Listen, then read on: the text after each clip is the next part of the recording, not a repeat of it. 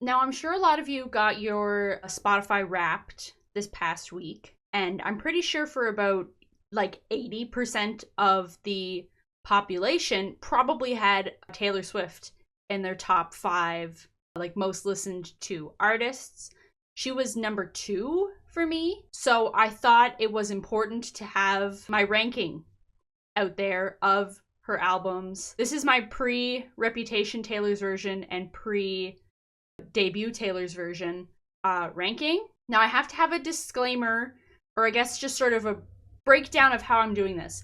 So, for Taylor's versions, I have the original album art in this tier maker. So, the original album art represents the album how it is when it's just the album, like no bonus tracks, no from the vault, just the album on its own. And then the Taylor's version artwork represents like the Taylor's version, obviously, with the bonus tracks or the vault tracks and stuff, just so that it wasn't like, oh, maybe this album's like a B tier, but the vault tracks are an S tier, and I can't really find a middle ground. So the original album artwork represents the album as it is, and the Taylor's version artwork represents the album, the vault tracks, bonus tracks, basically the Taylor's version extras, just as a disclaimer for the class, so that you don't think I'm ranking the stolen versions versus the Taylor's versions. I feel like that's a good enough explanation. So we're gonna go in chronological order. So that means first up is debut or self-titled, also known as Taylor Swift. This, like, I've been listening to Taylor Swift since Speak Now sort of came out. It was one of the first CDs I bought. But it was sort of like pre-iTunes for me, really. I didn't, like, buy stuff on iTunes. I learned how to sail the online seas at, like, age 9.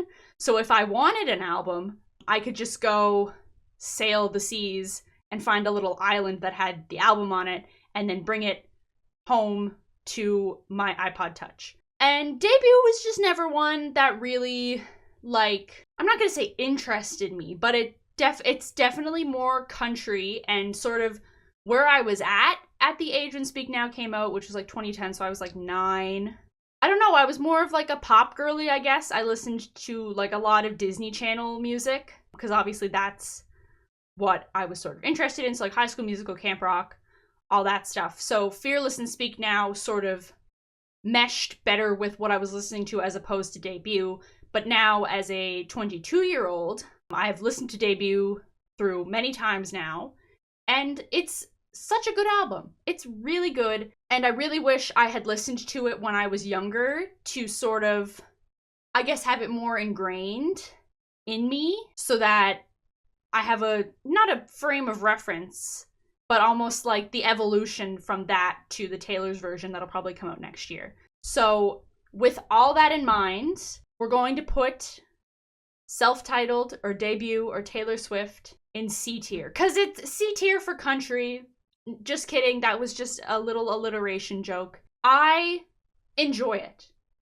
There's nothing on this album that is objectively bad. There is not an objectively bad Taylor Swift album.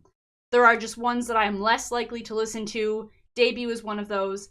However, I do have a theory that when the Taylor's version of it drops, it's gonna, like, take the fuck off. And it's gonna have, like, a beautiful renaissance.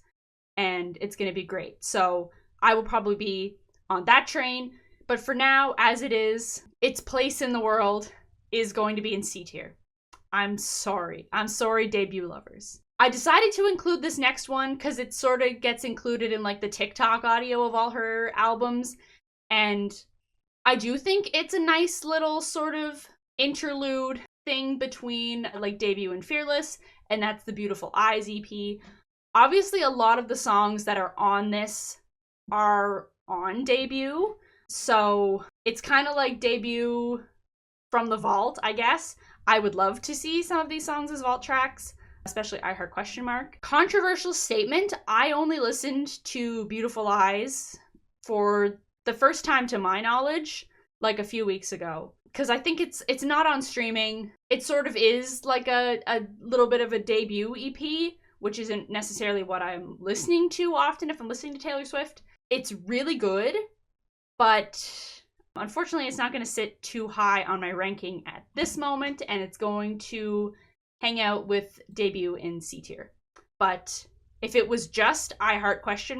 S tier. That song's amazing. That song's so good. I want her to re-record it so badly because she has such like her little country twangness in it. And I would love to hear what adult Taylor would do with that. If she would just keep the twang, bring it back, or do it without. Yeah, so that's Beautiful Eyes. So next up we have Fearless. I am a Fearless lover. Album I listened to a lot when I was growing up. It's always been one of my favorites. Hey Stephen is my favorite song on Fearless. I don't know if that's like not controversial, but just like very rare. I love that song. It is so cute and funny, and I feel like embodies the whole album really well. And then obviously you've got like arguably the most popular Taylor Swift songs on there, like You Belong With Me, Love Story. It's going in A tier. It's an A tier album for me. But then when we get to the like bonus track, vault track type thing, it's a lot more country. There's some pop on there, but it's heavily more a country vault and something I find myself less gravitated to listen to, honestly, just because there's so much country on it and I don't really listen to country music. So I think the vault for Fearless is probably going to go hang out with its sisters of Debut and Beautiful Eyes. That's where they're going to go. So Speak Now. I can't remember if I bought the album the weekend it came out or shortly after, but I do remember the CD like so clearly in my mind. And I think I bought it at Walmart, and then my parents went to the bank, and I remember opening the CD up in the car and going through like the lyric book and then like the CD with all the hands on it and stuff. Speak Now is very interesting because it sort of like toes the line between like being a high schooler and like being an adult, I guess, because Taylor was like 19, 20 when she wrote it. So it's sort of like in between your adolescence and being a young adult, where obviously you've still got like very childlike tendencies because you're not totally grown up yet, but at the same time you are kind of grown up in a sense, and like you're trying to be an adult. Speak Now is really good. I'm gonna put it in B tier. I don't love it as much as Fearless, but it's still really good. However, the vault tracks for Speak Now, the fucking vault tracks, S tier. 0 skips on the vault for Fearless. It is the second best vault that's been out so far. I mean, that's probably going to change when Reputation comes out because I'm a Reputation girly. So we'll see. But at this current moment in time, Speak Now vault is S tier. So moving on, we've got Red. Red is my second favorite album. I went to see the Red tour when I was 13 in Toronto. I don't remember a whole lot of it because I was so young and stuff. But I specifically remember dancing in the aisle when she was playing Sparks Fly. That's like a core memory for me. And then also Ed Sheeran opened, and that was really cool. The only thing that was unfortunate about that concert is I wasn't allowed to bring my iPod Touch in to take pictures because my mom thought it would get stolen. And she like had a work phone as her cell phone, and it was like a BlackBerry, so it didn't have a camera on it. And then our digital camera, I think, not broke, but it like died just as like the first song Taylor did was starting. So there's really no photographs or videos of me at the concert really, except for a couple ones like beforehand, and I think a couple in the actual stadium. It's a memory I have that I want to remember in so much more detail, but where I was so young where it happened, and then obviously like that whole thing about like quote unquote blacking out at concerts where you're just so overwhelmed by the experience you find it like hard to remember afterwards. I definitely have that. However, let's go back to the album ranking. Red is going A tier. Red is A tier. But the vault, however, and I don't know if this is controversial at all. I mean, it definitely is. I don't think All Too Well needed to be 10 minutes long. I don't think that's the version that needed to be sort of touted as the main single from the vault, but that might just be because the original All Too Well has been with me my entire life. Not my entire life, like, since it came out, basically. I've always had that song with me, in a sense, and, like, I don't know, when I was going through my first breakup in high school, I blasted it constantly. I was always playing it. There was one time I went out for sushi with my friends, like, I think a day or two after I'd gotten broken up with for the first time, and I got in the car, and All Too Well came on, and I pulled over and threw up on the side of the road, because I was so emotionally devastated, and the song just made it worse, but it, like, healed me in a sense, and it's just so amazingly written. There's a lot of good songs in the vault and stuff, but nothing, like, there's stuff that stands out to me. Obviously, like, Nothing New is S tier. The Very First Night is fun. It's a bop. I don't find myself listening to the vault a whole lot, though. So for that, the vault and stuff is going in B tier with Speak Now. Because I listen to it, but I don't really find myself listening to it all the time in full without skipping stuff. So next up is 1989. And though I have listened to Taylor Swift for the majority of my life, 1989 sort of came out when I was at sort of like my peak emo phase. So I was still listening to Red, but 1989 was like too pop for me at the time, and sort of when Taylor Swift started to get really, really big and stuff. And so it just never, really until the Taylor's version came out, it never really appealed to me as an album, which, I don't know, kind of sucks to say because it's such a good album, but just at the time when it came out, I didn't want to listen to it. And anytime I tried to, I was just like, this just doesn't really, like, vibe with me right now. But since the Taylor's version has come out, I've totally fallen in love with it. It's really good, but, you know, there are still some songs I skip, obviously. I'm not a Bad Blood fan. I don't think that's controversial. I feel it's a little too radio-ish for me. I don't know. I kind of wish it wasn't a part of the Eras Tour. There's the different songs she could have played for that. But anyways, 1989 is gonna go in B tier. However, 1989 vault tracks, fucking S tier, baby. That shit is S tier. It's going up there. Like, 5 of arguably her best songs, I would say. Those are 5 of the best songs she's ever written. And they're all like 1, 2, 3, 4, 5. No skips. No skips in the vault. So then we've got Reputation. And once again, when Reputation came out, I was still very deep in my emo phase. So lots of Fall Out Boy. Not a whole lot of Taylor Swift. Still had Red saved in my fucking Spotify library, though. So that was still something I was listening to frequently. But when Reputation came out, I was still emo. Didn't really listen to it.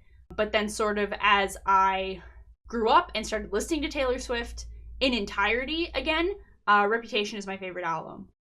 And I cannot wait for the Taylor's version, and I clowned constantly waiting for it to be announced this year. But it didn't, but that's okay, because the longer it, like, marinates, the better, I would say. Because I think it'll just come out of nowhere. So with that being said, Reputation is going in A tier. Because even though it's my favorite, there are still some songs I will skip occasionally. Not a huge This Is Why We Can't Have Nice Things fan, so I do skip that one. It just sort of depends on my mood. Like, there's some times where I just want to listen to, like, the love songs from Reputation. There's other times I want to listen to, like, the badass power anthems. So it's my favorite, but it's going in A tier with the rest of my favorites. But I'm gonna shuffle them around. So Reputation goes here, Red, then Fearless. And then this order is correct, and that order is correct, and that. Okay, that's how it is right now. Lover. You know, I like Lover. I think it's got some good songs. Not really a huge fan of Me with Brendan Urie. I find it hard to listen to Soon You'll Get Better. I think, like most people, London Boy is a little outdated now, and she kind of needs to do a Football Boy version. Just kidding, but I love that TikTok audio. I find myself skipping through a lot of things on Lover. So I think for Lover, she is gonna go to B tier. Because I listen to her a lot, but there are some songs I skip over, which I think is sort of in the consensus of the other B track things. Moving on, Folklore. When Folklore came out is when I got back into Taylor Swift. But once again, had always been listening to Red and Fearless and stuff like that. But when Folklore came out, I sort of was like, welcome back. Welcome back. I listen to all your stuff now. And I love Folklore. It's one of my favorites. So for that, it's going to A tier in this order. Yeah, it might be ahead of Fearless. There's songs on it I skip, but it's one of her most cohesive bodies of work. And then you've got its sister album, Evermore, and I love Evermore. A lot of good songs on it, but there are a few that I skip. So B tier, but at the front, ahead of Speak Now, because I do still listen to it a lot. Okay, then we've got Midnights, like just the Midnights, not any different edition. So that's from Lavender Haze to Mastermind.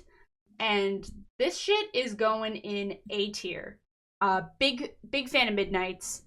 Feel like I vibe with it very well. Very good album. Has done a lot for our world. Has done a lot for society. So it's going in A tier.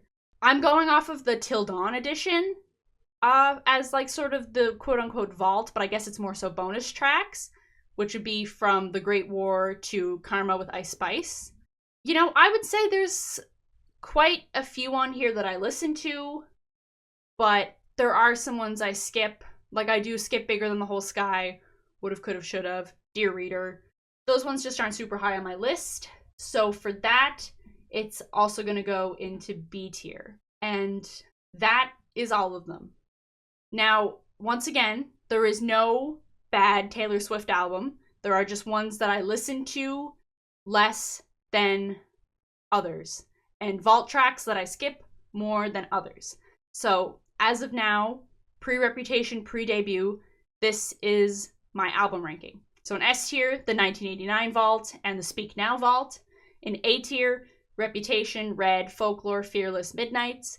B tier is like the Till Dawn bonus tracks. Evermore, Speak Now, the Red Vault, 1989 and Lover. And then C tier is the Fearless Vault tracks, Beautiful Eyes, and then Debut. Maybe my ranking will change once the Taylor's versions are all done, because that's sort of the end of an era, I would say.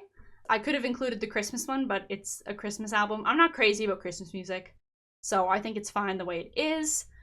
But yeah, I think that's going to be it. So let me know your ranking down in the comments. Make sure to like, share, and subscribe. And I'll see you in the next one.